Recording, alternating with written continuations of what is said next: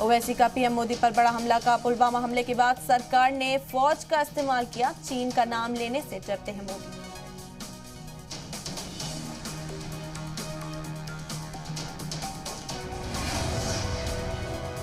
ओवैसी का योगी सरकार पर बड़ा हमला, कहा मदर से दहशतगर्दों को नहीं देते बढ़ावा, यूपी में हमें बढ़ने से कोई नहीं रोक सकता।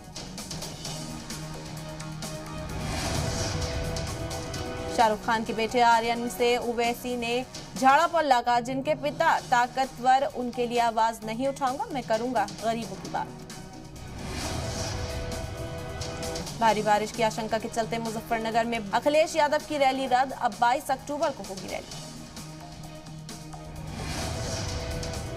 यूपी के बरेली में मरकजी वजीर अर्जुन राम मेघवाल का प्रियंका गांधी पर निशाना, कहा सिलेक्टिव पॉलिटिक्स करती हैं प्रियंका गांधी।